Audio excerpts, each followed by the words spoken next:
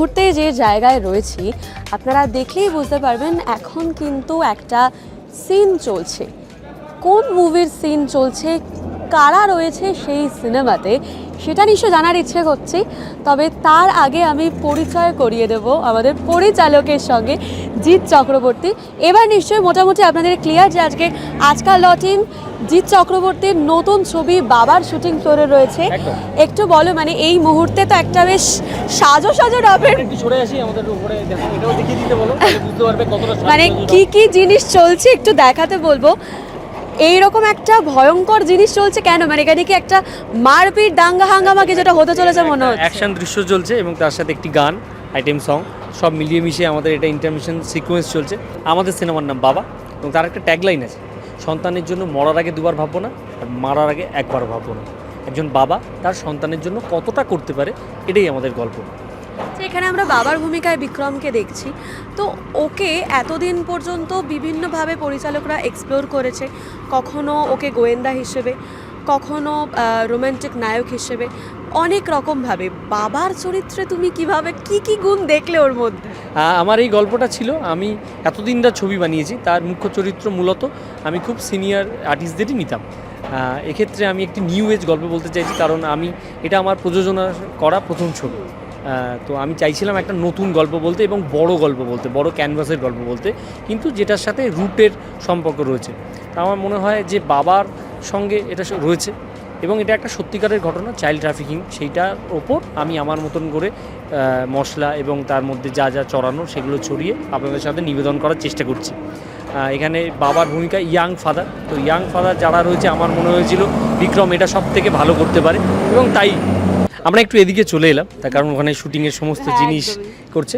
যাই হোক, আমাদের ছবি বাবা আপনাদের কাছে খুব তাড়াতাড়ি, মানে আগামী বছর চলে আসবে। আমরা খুব যত্ন করে, কষ্ট খাটনি তো রয়েছেই, তার সঙ্গে আমাদের যত্ন এবং পরিশ্রম রয়েছে। আপনারা দেখবেন, একদম সপরিবারে দেখবেন, এটা সপরিবারে দেখার মতো একটি ছবি। এবং বাবা তার সন্তানের সাথে, সন্তান তার বাবার সাথে, মার সাথে, পরিবারের সাথে আসবে। তো একদম ফুললি আমাদের উদ্দেশ্য ছিল এন্টারটেনমেন্ট। তো এটা আমার প্রথম প্রযোজনা সংস্থার নাম এন্টারটেনমেন্ট কি জিত, তার সাথে টস ফিল্মস আছে। আমরা সবাই মিলে একটা আনন্দ উপভোগ্যযোগ্য ছবি আপনাদের সামনে নিয়ে আসছি। Thank you.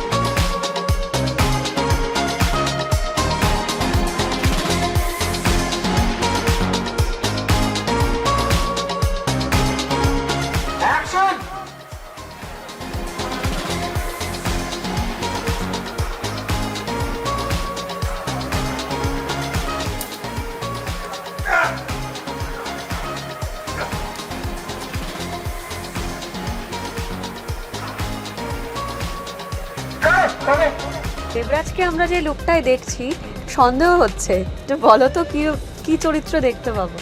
আগে গিয়ে জিজ্ঞেস করবো কি সন্দেহ হচ্ছে? সন্দেহ হচ্ছে, অনেক কিছুই মনে হচ্ছে। হ্যাঁ, যেরকম মনে হচ্ছে, মানে যেরকম আমার দেখতে লাগছে ক্যারেক্টারটাও সেরকম, মানে নেগেটিভ ক্যারেক্টার, খুব স্বাভাবিক। এখানে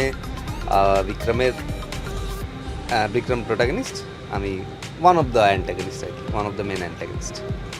বিক্রমের সঙ্গে এবার তাহলে কি একটা মল্লযুদ্ধ দেখতে পাবো একটু পরে? আমরা মল্ল হবে কিনা জানি না, কিন্তু যুদ্ধ তো হচ্ছে, যুদ্ধ চলছে। আমরা অনেকদিন শুটিং করে ফেলেছি, আজকে একটা হোল নাইট শিডিউল যেখানে আমরা আছি, তো সেইখানে সেইখানেও একটু যুদ্ধ মারপিট আছে। বেশ বিভিন্ন রকম চরিত্র তোমাকে আমি এক্সপ্লোর করতে দেখতে পাচ্ছি, সবাই দেখছে, দর্শকরা। এই চরিত্রটা নিয়ে এবং ছবিটা নিয়ে তুমি কি বলবে, কতটা স্পেশাল তোমার কাছে? প্রথমত জিতের সাথে আমার প্রথম কাজ, বিক্রমের সাথে আমার প্রথম কাজ।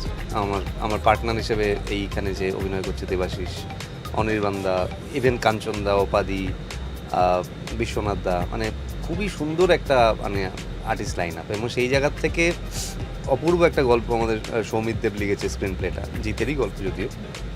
তো সেই সবটা মিলে যে এক্সপ্লোরেশন হওয়ার দরকার, সেইটা আমরা সবাই মিলেই করছি সবটাই। এবং সেখান থেকেই আমার মনে হয় যে যেটা এমন নয় যে কোট আনকোট যে এইটা মানে এমন ধারার ছবি যে কোনো দিন হয়নি, হয়েছে, অবশ্যই হয়েছে, কিন্তু এইটার মধ্যে যে যত্নটুকু আছে এবং আমাদের যে শ্রমটা আছে, সেইটার ফসল হয়তো পাওয়া যেতে পারে যখন রিলিজ করবে বলেই আমার বিশ্বাস।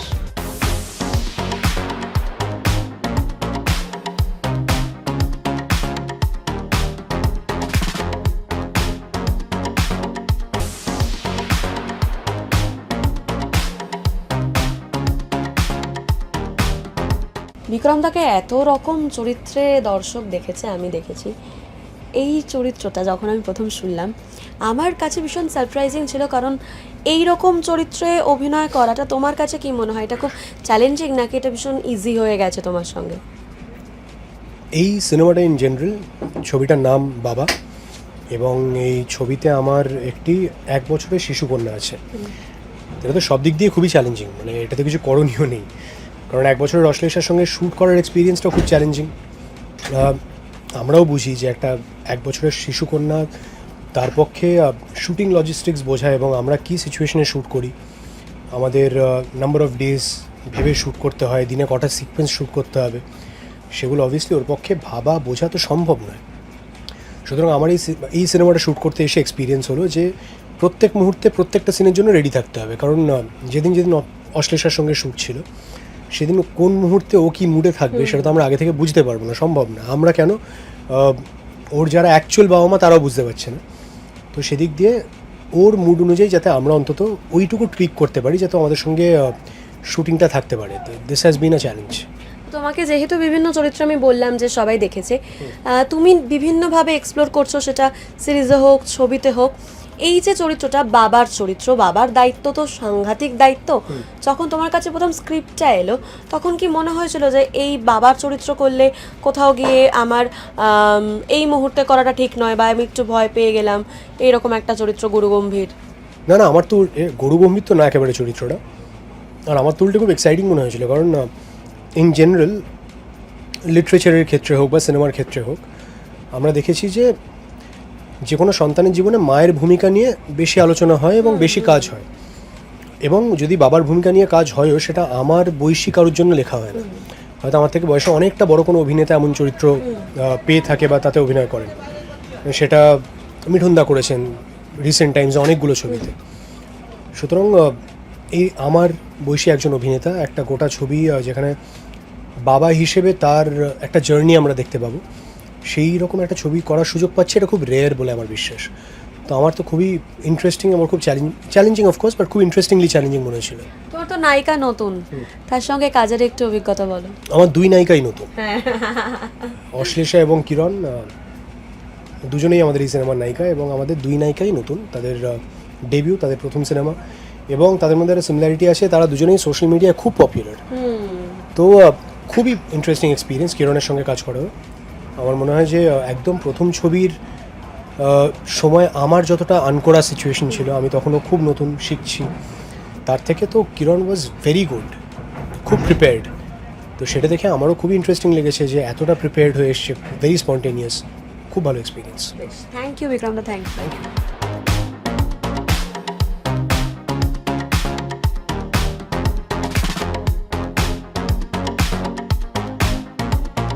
তোমার প্রথম ছবি একটু বলো, মানে এক্সপিরিয়েন্স কেমন? খুবই ভালো, প্রথম ডেবিউ সিনেমা, আর প্রচণ্ড ভালো টিম, আর খুব ভালো, মানে ভেরি নাইস এক্সপিরিয়েন্স। আর তোমার চরিত্রটা বলো, মানে অলরেডি তুমি লুকে নেই, বাট কিছুটা দেখে আমি আন্দাজ করতে পারছি। সিঁদুরটা আছে। আমি এই সিনেমার যে আমাদের ছোট্ট বাচ্চাটা আছে তার মা, আর আমার নাম রাই। আর প্রথম ছবিতে এই যে তুমি বললে বাচ্চাটির মা, মানে মায়ের চরিত্র, অনেক গুরু দায়িত্ব। তো তোমার যখন প্রথম অফারটা এলো ভয় লাগেনি যে প্রথম ছবিতেই মায়ের গুরু দায়িত্ব পালন করতে হবে? প্রথমেই এটা শুনে আমার টিম প্রথমেই বলেছে যে প্রথম সিনেমায় মা, বিগ নো। তারপরে জিদ্দা যখন এত সুন্দর করে গল্পটা বলল, আর সিনেমাটার নাম বাবা হতে পারে বাট ইকুয়াল ইম্পর্টেন্স সবার, আর খুব সুন্দর করে স্টোরি টেলিং, তাই গল্পটা এরমভাবে শোনার পরে আমি না করতে পারিনি। এই মুহূর্তে টলিউডে আমরা বলতে পারি যে বিক্রম হার্টথ্রব, এটা আমরা বলতে পারি। তোমার কাছে কি? It's a very good mentor and a very good কো-অ্যাক্টর।